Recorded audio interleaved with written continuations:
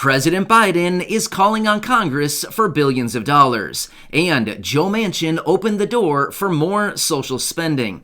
And a new report just released showing exactly how much more Americans are spending right now due to this massive inflation. And we're hitting record prices, and we've got to keep an eye on it. We have a lot to talk about in this video. Let's get right into it. But if you're new here, or if you haven't done so yet, make sure to subscribe by hitting that button right down below the video. As I'm watching everything closely, I'm doing all the research during this very, very busy time. I bring you all that information in these short videos so that you can get the latest details hot off the wire each and every day as this information is being released. So again, thank you so much for joining me. Make sure to subscribe down below if you haven't done so quite yet so you don't miss any videos or updates going forward during this very busy and confusing time. All right, thanks again. Let's jump right into it. All right, so let's quickly talk about these massively rising prices and how things are getting more expensive very, very fast here. I know it's something we don't really want to talk about, but it is certainly something we need to keep on our radar because this is coming, and realistically, it is probably going to get continuously worse going forward over the coming weeks and months. So let me tell you what's going on here. Over the last few days here, we've been talking a lot about oil prices because honestly, oil prices translate into the cost of everything. The products on our store shelves, the goods that we buy, the services that we get, as well as every time we fill up our car with gas. Well, as a result of that, we have Los Angeles County in California that just hit a new record average for 1 gallon of gas. Over $5 per gallon. Wow. Ouch. That is very, very high. Well, a lot of people right now are saying $5 is coming for the entire country here relatively soon. So again, as I said about a couple weeks ago, you got to be prepared for this stuff coming up, because if we can do something now to possibly prepare for what we know is coming, we're probably going to be a little bit ahead of the game. So we got to be prepared of what's going on here. Now, as we look at oil prices as well, they continue to move significantly higher. Also, JP Morgan, which is one of the biggest banks right here in the country and ultimately in the world, is also saying that we could be seeing $185 per barrel oil. If that's the case, we're going to be looking at anywhere between $7 and $10+ per gallon of gas. Again, ouch. Not only is that going to be very expensive to fill our cars up with gas, at the same time, that's all going to translate into how much we pay for the products and the goods that we buy off of our store shelves, right? We've talked about that before, but anyway, it's all relative to the price of gas, the price of oil, and the price of diesel fuel. So, wow. I mean, seriously, this is getting bad really, really fast here. And again, I'm not here to instill fear in anybody. I don't want to scare anybody. I'm here being a realist, letting you know what is actually going on right now. This is something we certainly need to pay attention to because it's all going to come back to us. You know what I mean? So again, I'm here to help you out, help you strategize through this, as well as let you know what is actually going on right now. Also, let's quickly talk about some other things going on right now as far as Joe Manchin opening the door on possible more social spending and what's going on there. So in a previous video, I talked about Joe Manchin and how he laid out after the State of the Union address the other day, he laid out how he would be willing to come forward and actually start some negotiations on talks, how they could actually move forward, they being Congress, on the next reconciliation bill. Now remember, the reconciliation bill is the one where it only needs Democratic support, right? The votes in the House, and then of course just the 50 votes in the Senate, plus the 1 vote from the Vice President.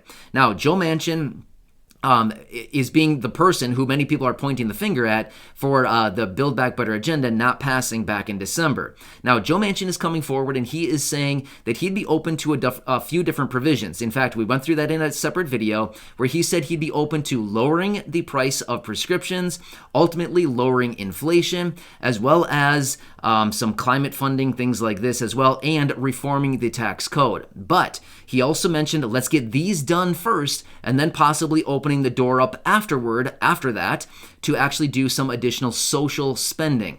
Now again, as I mentioned in that previous video, a lot of this is actually still just up for discussion right now. Nothing is in writing. Nothing has been proposed like officially quite yet, but apparently Joe Manchin is still drafting all of this language, things like this. But anyway, he did open the door for additional social spending. So we'd have to see what that would actually encompass. Not really sure what he means by that, but again, social spending would be potentially, checks or help for people. I mean, honestly, I'm not really sure where he's going with that. But anyway, that's what he's mentioning. So again, we got to continue watching that very closely. Also, today, we got some information out of the president and the administration as far as what they want out of Congress going forward here. So over the last, what has it been?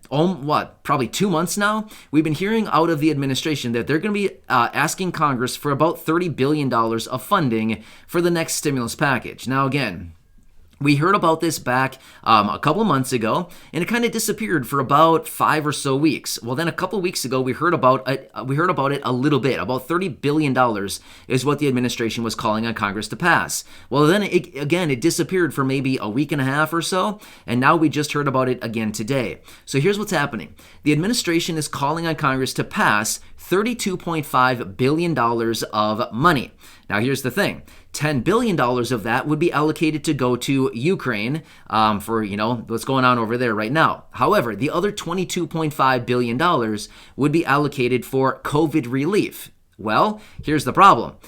Senators are coming forward and saying, no, we don't need $22.5 billion of additional money for COVID right now. I mean, have we heard anything about COVID recently? I mean, it seems like that's kind of one of those things that just kind of, maybe it's still around, but honestly, with all my research, I haven't really seen anything about COVID recently. A little teeny tiny bit, but I think there's other issues going on around the world right now that a lot of people are focusing their attention on versus COVID right now. But anyway, here's what's interesting about it.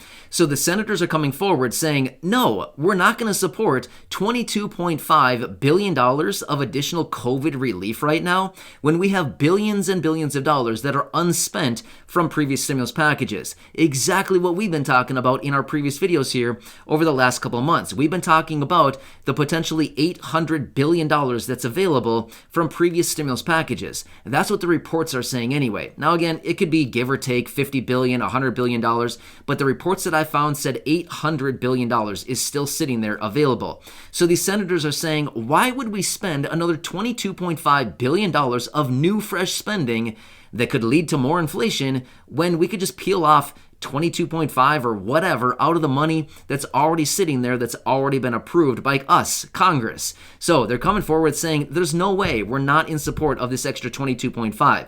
Now, I did not see anything about the $10 billion for Ukraine. I did not see any pushback on that. But the problem is they're lumping these together in the same bill. So the pushback is ultimately coming toward all of it. You know what I mean? So again, I don't know.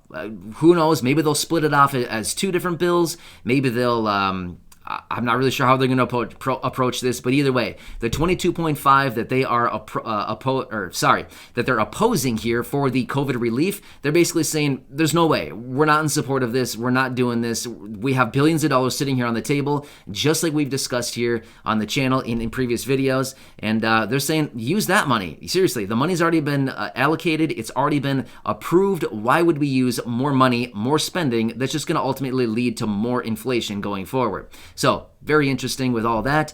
But anyway, there is a lot going on out there right now, seriously. When it comes to this whole gas prices thing, inflation, all this stuff, we're wondering, how much does it actually cost the average family, the average household, the average individual right now?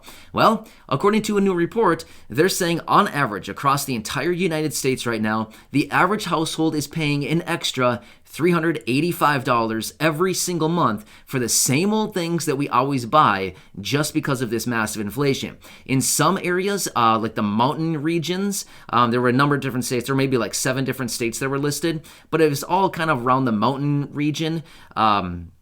These states on average are paying about $500 more per month right now just for the basic necessities, for the same old things we've always been buying, including utility bills, gas for our cars, food, clothing, everything. Anything you spend your money on, they're saying on average, the average household is paying an extra $385 per month right now. That's huge. Just imagine that. If you're somebody living on Social Security or SSI or something like this, and you're getting, let's just say, an $841 benefit or say $900 benefit, an extra $385 is a huge chop on your benefit. I mean, where's that money going to come from? You know what I mean? It's not even practical for many people. So not really sure how this is really shaken out or how this makes any sense to Congress or the administration right now, that people are paying this much more per month, nearly $400 more per month, but yet we're living on the same old income.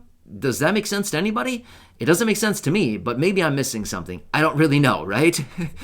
So maybe they'll figure something out here soon, but anyway, these are some of the reports that I found today, some of the reports that I wanted to come back and share with you. There's a lot going on out there, and I want you to be prepared as well as informed with everything going on. So again, I'm here for you in any way that I can be. Make sure to subscribe down below so you don't miss any updates going forward as all of this continues to change every single day. Also, go back and check out any of the other 2,200 plus videos right here on the channel, and of course, feel free to share them with your friends, family, and social media. Thanks again. I truly appreciate it. Enjoy your day, and I'll catch you again later in the next